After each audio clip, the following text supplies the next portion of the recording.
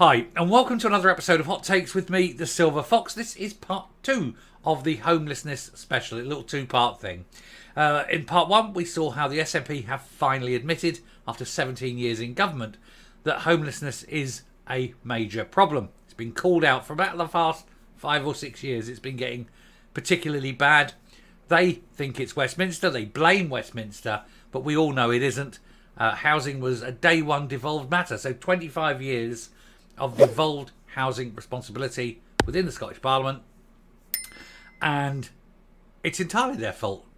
They make claims about this, that and the other, but we've shown they're all to be rubbish, and this is actually to a point where everything that the problem is that we've arrived at now can be shown to be the policies of the SNP and latterly of the Greens, and we're going to take a look at that now to see why housing, social housing is bad, private rental is bad, and the whole construction industry is about to topple and collapse and implode and never rise for at least a generation, possibly even 2 generations. All down to the stupidity, arrogance, conceit and hubris of a whole series of governments led by hate-filled individuals who absolutely loathe the people of Scotland. Let's take a look. Right, rent controls risk 5 billion of house spending, say the industry.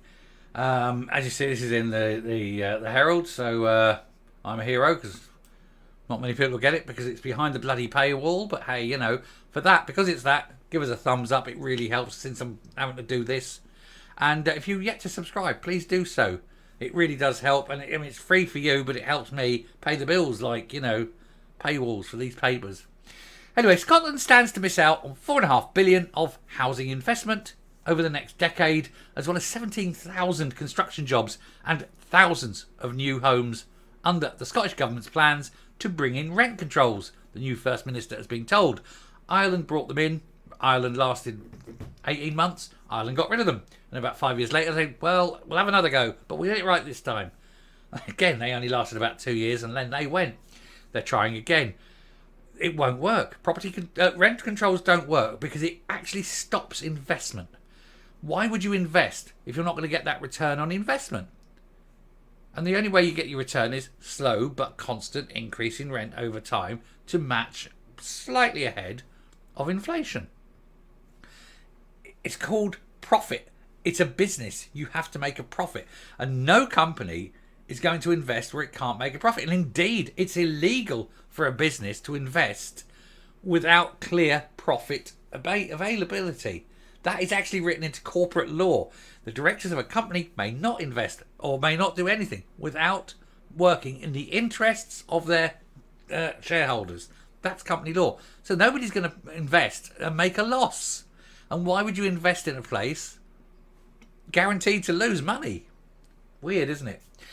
Anyway, the warning from the Scottish Property Federation, which represents companies involved in private property ownership and investment, and follows pledges by John Swinney and Forbes to refocus the administration's priorities on growing the economy and creating jobs.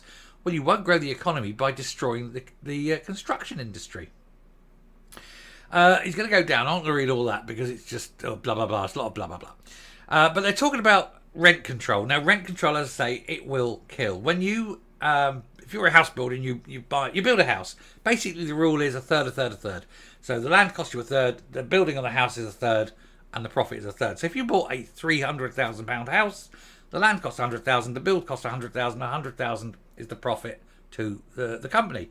Now you think, well, that's a lot of money. Well, no, because they've got overheads, they've got offices to run, staff to pay, etc. on that, over and above like the actual labour cost to build. But also then that investment money, which is tax, also that profit then afterwards, the net profit. Sorry, that's then taxed, of course. But the basis of it, of what's left, is then used to invest and buy the next bit of land. We keep the whole circus going. That's how it works. 35 years in the construction industry. I know whereof I speak. But in Scotland, you have this problem.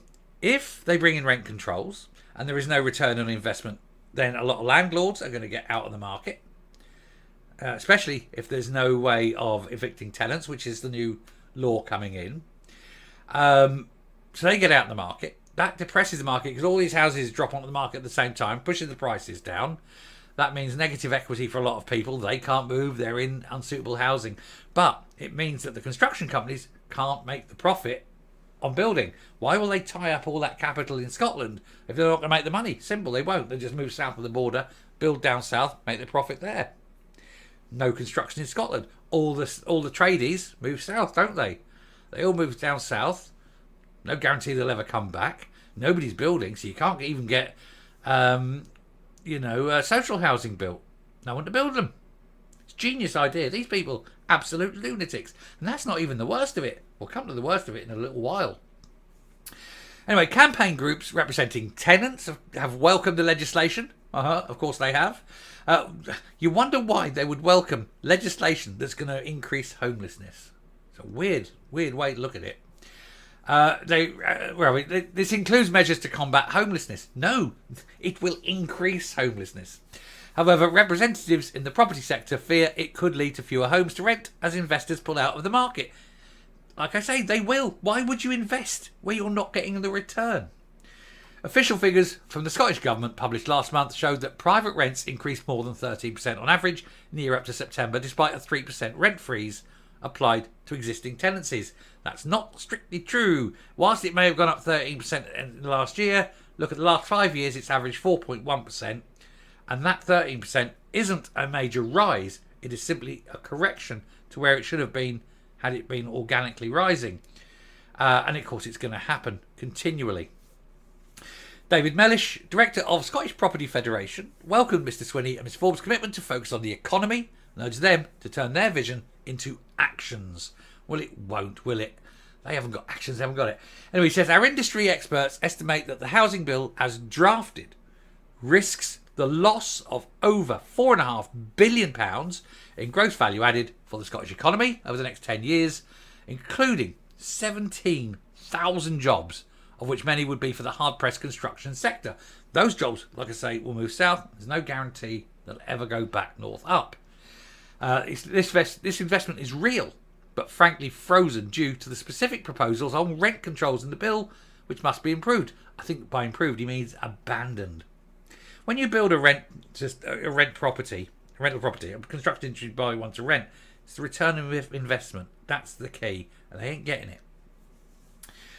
Mellish said that the organisation he represents in the Federation, including pension businesses, wanted to invest in the booming build-to-rent market, but were required by their own regulator, there we go, to assess the risks faced before deciding where to invest. They're not allowed to invest at a loss. They have to invest at a profit.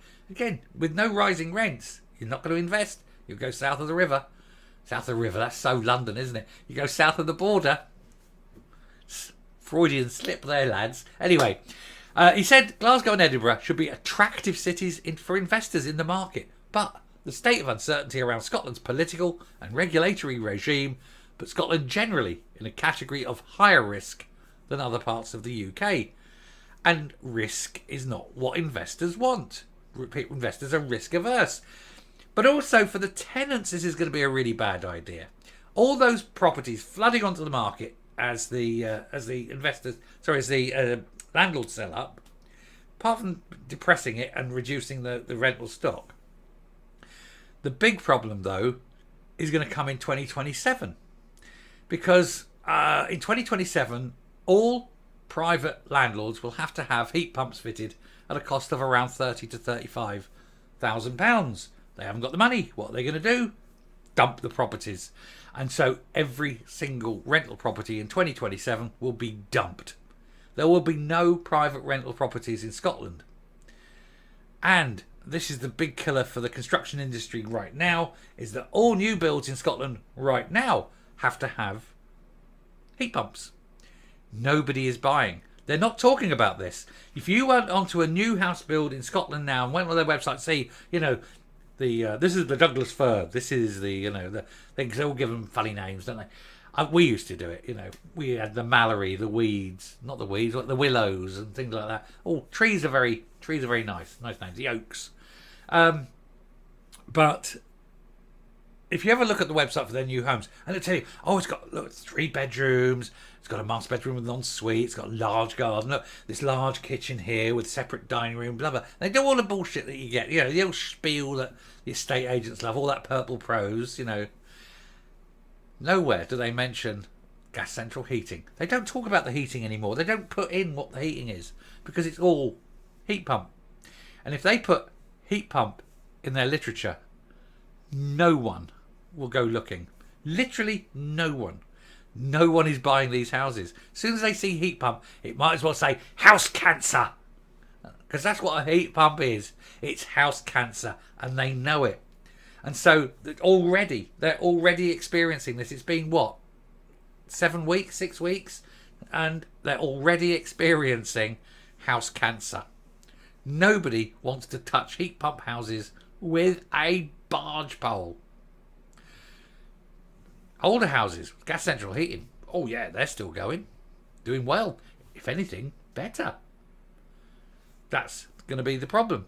And once you've invested as a contractor, you've built this house. So there you go. Land developer goes in, boom, boom, boom. I've got 4 houses, all got heat pump. Let's sell them now. You don't. You sell them as you're building them. But, you know, if you're not selling them, you're just going to stop. Hang on. I can't buy that. I can't carry on. I haven't sold those houses. I have to sell those houses to get the money and so on. They're not selling. We have to cut the price. Eventually you cut the price. There's no profit. Can't buy the next bit of land. You haven't made enough money on the last one. Construction industry, dead. 2 things. Rent controls, heat pumps, killed the entire construction industry. Killing the entire rental industry. What do you get when you employ lunatics? A dead economy. And it ain't going to get better. Bellway are pulling out of Scotland. Bellway are massive. And I know someone who is a very senior person in Bellway, and he says they're looking at pulling out in Scotland entirely. I know the managing director, or actually he's the ex-managing director of Persimmon Homes. And he said that Persimmon are looking to pull out as well. Can't make money. Why would they? Why would they do this? Why would they lock up all that capital? They're not going to. They're quitting. Billions is going to be lost. Because SMP, geniuses. Coming up. So there you go. You can see experts in the field, as well as myself, are all saying rent controls and non-eviction of tenants is going to kill everything. It's already started. Investment is falling. 4.5 billion investment going to fail. Maybe 20,000 jobs will go. And that's just with that one policy of rent control. Take the heat pumps on the other side and you're stamping on the corpse, aren't you? You are literally setting a corpse on fire. And that's what happens. Now there is literally no way out of a housing crisis that does not involve building a lot of houses. And if your policies are not only making the housing stock available smaller, but driving out the very industry that can build those houses, how do you think this housing crisis is going to go? Is it going to get better, or is it going to get far, far worse? Stop voting for the SNP. They are absolute lunatics. They have no idea at all. They all have very low IQs, especially Shona. She takes 200 million out of social housing at a time when she needs to be putting another 500 million in. These people stun me with their stupidity. They just don't have a clue. It's because they've never had a job. Not one of them have ever had a real job. They've never worked in industry. Certainly never worked in the construction industry. They just don't understand how it works. They seem to think, oh yes, but we're in charge. Look, we're politicians. We're brilliant.